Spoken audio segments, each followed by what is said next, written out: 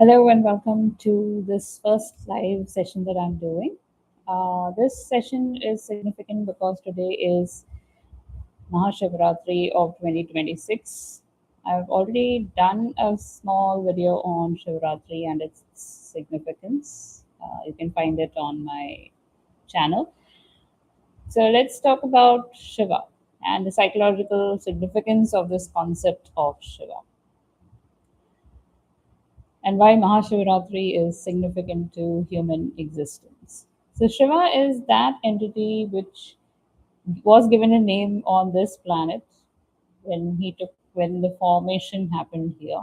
But in reality, Shiva as a concept is representing that which never was, which never will be, and which has no beginning and no end. So, this is talking about a time before everything existed, before life existed, before the universe existed, anything, any name that we want to give it. Hence, has no name, cannot be named, has no origin either. From this, so you can imagine an endless sea of black because our imagination is limited to that. We can imagine that, and from that, similar or the same thing sort of separated from it. Now, why did that happen? Because that which never was had a spontaneous wish or desire to experience what it was. And from that, so there was this nothing, and then there was the same thing sort of came out of it. It's exactly the same thing, but it has a slightly different property in that it is called the Chaitanyam. Chaitanyam means it has a part of it. It is the same as it, but it has something more.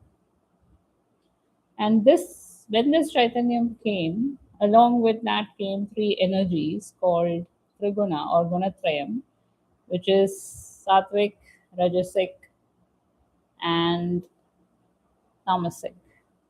We will talk about all this when I do the series on the IKS aspects or IKS perspectives on psychology.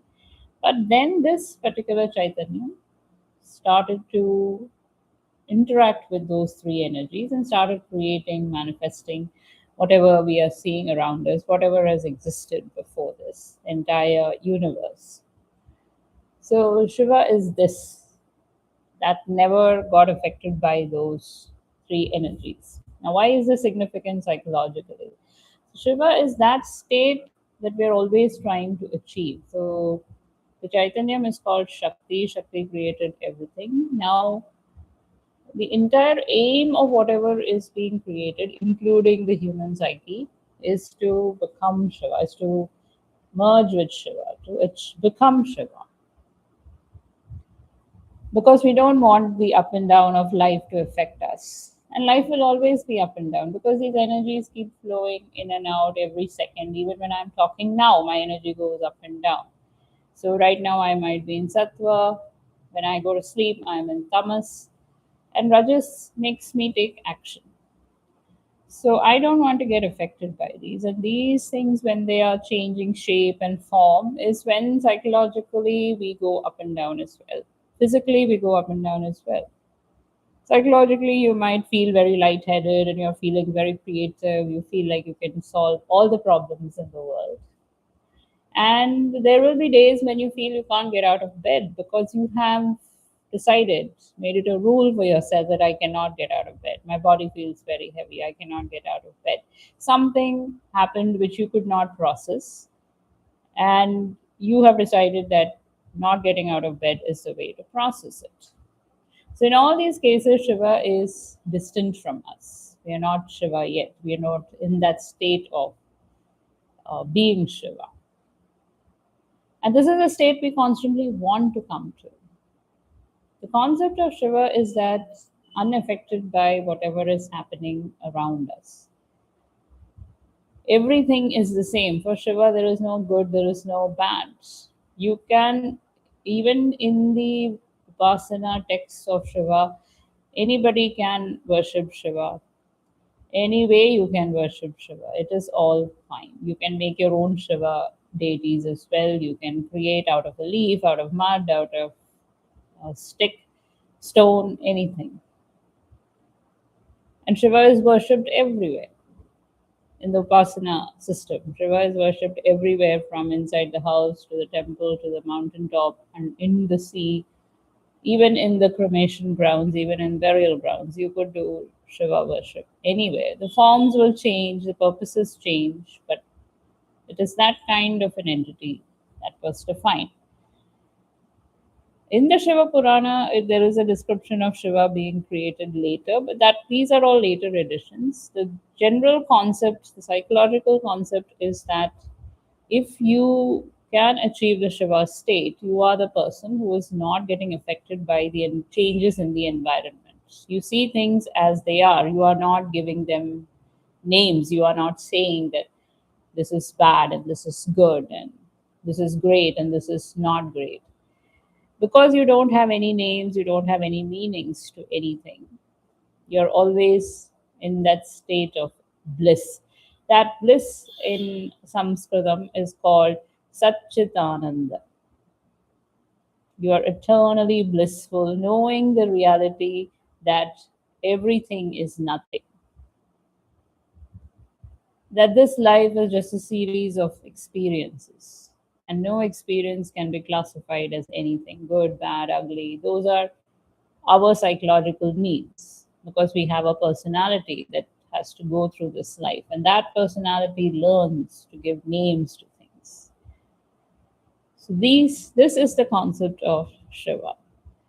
Mahashivaratri is associated also with remembering ancestors, because this body, whichever body we occupy now, did not come by itself. People were involved in creating this body.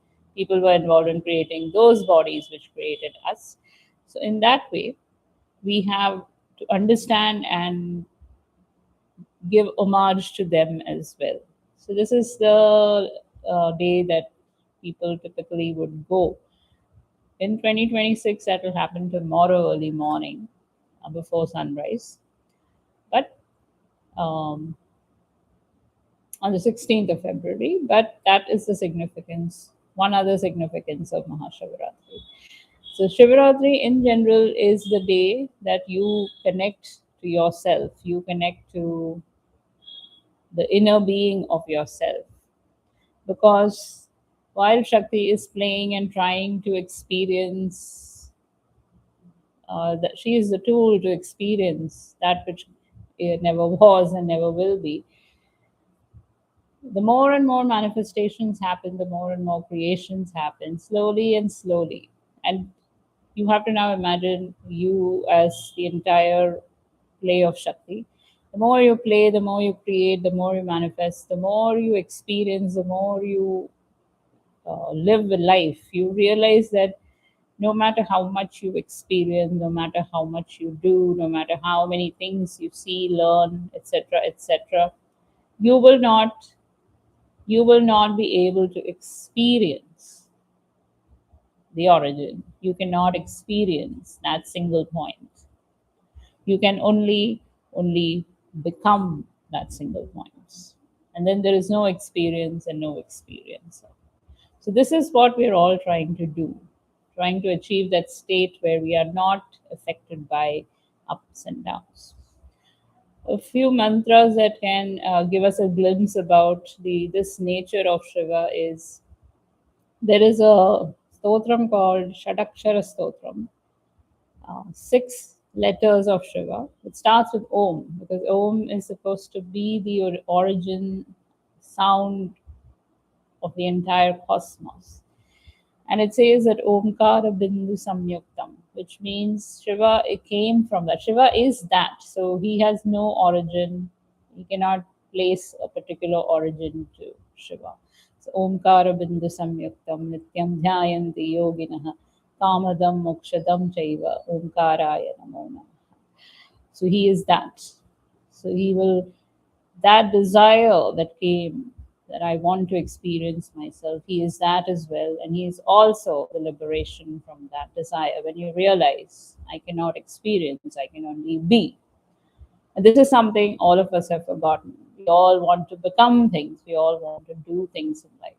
We don't know how to be with ourselves. So Shivaratri is the day designated in every month. It comes just before the new moon, which is called Amavasya. And its purpose is a human being sits only with himself or herself and experiences what that being is. And this is psychologically very important because every day we are torn into many bits and pieces trying to fulfill all kinds of roles that Shakti plays out for us. But sometimes, one day at least in the month, 12 days a year, we should be with ourselves. Mahashivaratri significance comes from the fact that today especially becomes very connected to many different dimensions. So the more you are with yourself today, the more you are connected to your own being, the more powerful realizations you can have. It opens potentials within you. Another mantra which is associated with Shiva is the Mrityunjaya mantra. And Mrityunjaya mantra is uh, nowadays it is used as a way to ward off physical death. People associate it with longer life. So if someone is sick, someone is not well, or someone wishes to live a long life, people generally use this mantra. It is called Mahamrityunjaya, the great victory over death. But in reality, Shiva represents death over all this stupidity that we call as greatness in our lives, things we think are greatness in our life. So it is the death of that and the opening of our senses or opening of our entire self into the reality. So it is the death of false information. It is the death of Maya, which is what Mahamrityunjaya talks about. So you are conquering that. You are conquering the false life and coming into your actual life. So when you do Mahamrityunjaya, you are not actually invoking